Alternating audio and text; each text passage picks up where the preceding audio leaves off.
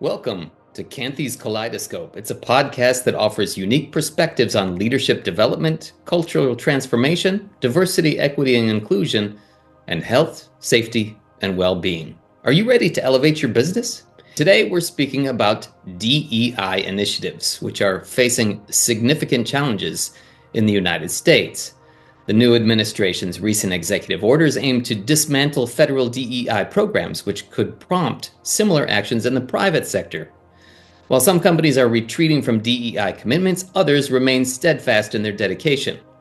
They recognize the ongoing importance of DEI for both social justice and business success. It's confusing. If you kind of track back to the times of COVID, 2020, just before that, the kind of words around diversity, equity, and inclusion had started to become something that you'd hear about in organizations, that organizations had started appointing diversity, equity, and inclusion directors, leaders, experts, and hiring in people. And in fact, there was something like 110% growth between 2015 and 2020 in the number of people that were appointed into roles that had DEI in the title. So it was sort of exploding. And then we had COVID, then we had the George Floyd incident, and we had the whole Me Too and Black Lives Matter movements. So that raised the profile of, in inverted commas, diversity, equity, and inclusion. But what it didn't do was really clarify what it meant. So every single human has interpreted it in a different way. So that was up sort of in the mid-20s, and really it's peaked now in that sort of description and that interpretation. So let's say it's come of age. So now it's about thinking about the value of diversity, equity, and inclusion, as opposed to just being a buzzword or a policy or something that an organization implements. Is there a sense that some people interpret this as, quotas? So a certain amount of, say, people of color, a certain amount of physically disabled people, etc. I guess there's the insinuation sometimes that they're not necessarily qualified. What could you tell us about that? Yeah, I mean, that comes again, because there aren't standardized criteria for measuring diversity, equity, and inclusion in an organization. They're open to misinterpretation. An organization, let's look at the UK. If you have an organization where it's representative of the local population, the local community, and it's in middle class UK, in the southeast of England, then you'll have a certain geopolitical demographic. You'll have the sort of classic middle England demographic in an organization. So it won't be diverse. So an organization can say that it's a diverse organization, but it's still not representative of the wide range of experiences, beliefs, cultures that exist in the world today.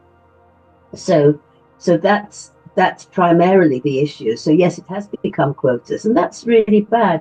You talk to anybody who feels that they've been appointed as a token black man on a board, for instance, they don't feel good, and that totally disrespects their knowledge and experience. So quotas are not a great way. I'd call it a tick box exercise. Could you talk a little bit about how you have dealt with such the change of corporate culture, and sort of, what kind of approach, what would you emphasize when it comes to if someone's thinking about dealing on a more serious basis with diversity, equity, and inclusion?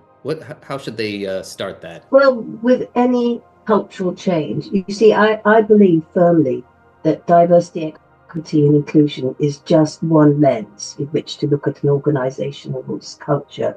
Because an organization's culture is basically a snapshot of how things are done around that organization, but also how that organization blends into the community it is with.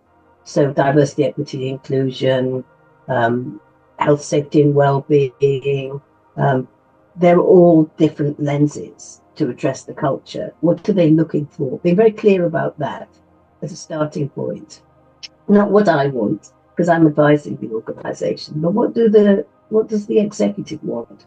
What do the people running the business want? And then actually put in some ground rules, put in some measurements so that we can be clear whether we are achieving what they want. And those measurements can then be tweaked and adjusted as we're moving along so that there's continuous evaluation. Otherwise, you never know whether you're going up or you're going down. There's no way to measure it. And once those things are in place, we would put in a variety of interventions, for whether it's information programs or create groups of special interest groups within an organization that would promote specific aspects of diversity, equity, and inclusion. So for each organization, you'd find a whole range of different things that you'd apply in order to make that difference. So Kanthi, so I'm wondering, how do you see the future for DEI? Is this just a bump in the road right now, and you think that most corporates are still on board, or do you think that this maybe could push DEI off the rails? If for so long the United States is kind of a trendsetter in a way for multinational companies, what are your thoughts on that? Organizations have come of age, so therefore the way that DEI will be approached will be different. It's not a policy or a strategy. It's actually how an organization is working and implementing those things.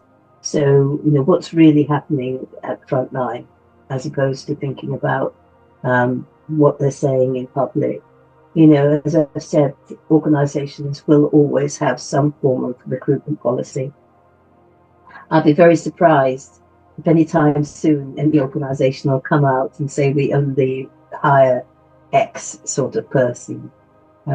Because, the other side of the coin is that there is a huge skills shortage globally. So think about it. Think about the implications of that. So that DEI isn't off the road. It's just evolving. It's becoming an adult. It's interesting what you're saying.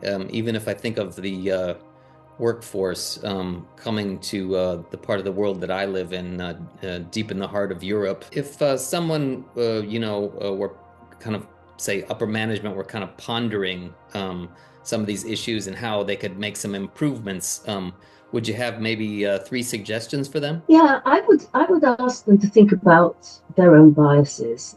That's a really important first step. Most adults haven't objectively sat and considered what are their biases. There are a number of tools that you can use.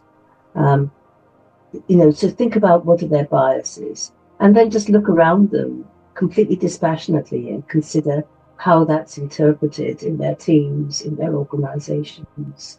To start with themselves, think about how they apply that in their personal lives, in their communities, and then start ramping up the differences in their organization.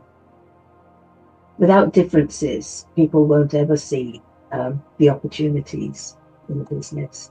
So yeah, in terms of the bottom line, what can you tell us about DEI and how it helps a company? The end game is the more diversity you have in an organization, the more varied the opinions are, the more opportunities there are for innovation, for change, for doing things differently, for creating high performance. And if there's a wider scope in an organization, you then have that feeling of being part of something that's dynamic and rich that people want to be part of. So that's the end game for diversity, equity, and inclusion in society as a whole. Well, it's certainly an interesting time for DEI, and I'd like to thank Kanthi Ford of KFV Consulting for speaking us today about these issues. Is there anything else you would like to leave us with today, Kanthi? Only that culture change can be simple if people think about what they're doing first. You can't fix people. All you can do is shift people's thinking. Excellent. Thank you so much.